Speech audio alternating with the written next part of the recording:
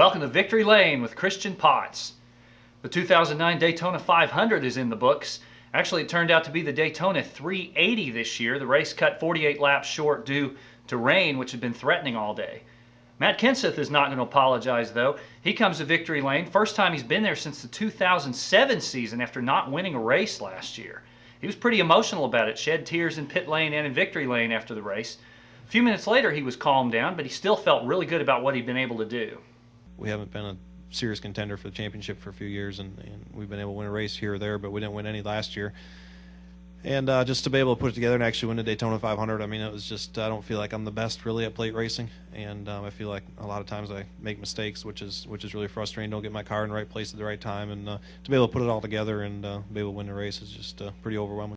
Believe it or not, Matt's win on Sunday marks the first ever Daytona 500 win for his car owner, Jack Roush, who's been to the track for a number of times with a number of good teams. That was one of several good stories on the weekend. We saw the 2007 champ Kevin Harvick come home with a strong second-place finish in his debut. We saw Tony Stewart in his debut as a car owner run in the top 10 in the Sprint Cup race and win the Nationwide Series race on Saturday. We had a big wreck involving Dale Earnhardt Jr. We'll talk about that here in a few minutes. But maybe the best feel-good story of the weekend turned in by AJ Allmendinger. Driving for Richard Petty Enterprises, Allmendinger is only set to run about 8 races this year due to sponsorship issues. He didn't get into the field until Thursday's Twin 150 qualifiers, but then he winds up coming home 3rd place in the event. This from a guy that wasn't sure where he was going to be driving this season, who lost his ride last year, actually drove with 3 different teams. He was counting his blessings after the race. You quickly learn in this sport that it doesn't owe you anything. I mean, you got to earn everything that you get, and you can sit back and feel bad about yourself or whine about everything that's going on, but there's a lot of people in this world that are a lot less fortunate than I am right now to even everything that I went through. So, for me, it ultimately comes down to 2 decisions. You can either quit or you can work harder and make something happen. And well, you can't get through a race on a super speedway like Daytona or Talladega without having the big one, as in the big crash.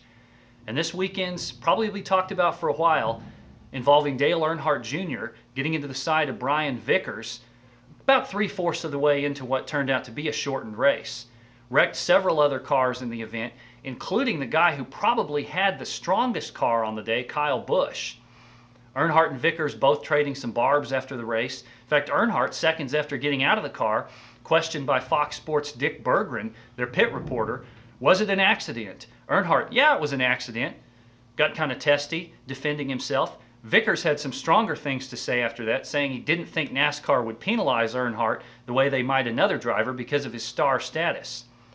Of course, we've seen other sports. Michael Jordan got his share of calls in the NBA. We've seen many football players maybe not get the calls that other guys might. And on the PGA Tour, if there were a rules question about Tiger Woods, you can be pretty sure the tour wouldn't do something that would take Woods out of the tournament.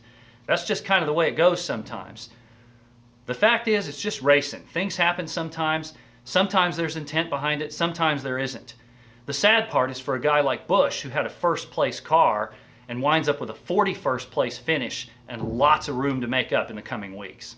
This week in my column, which will appear Thursday in the Norman Transcript, also here at normantranscript.com/victorylane, I'll be looking at Jimmie Johnson and the challenges he has in trying to win an unprecedented 4th straight championship.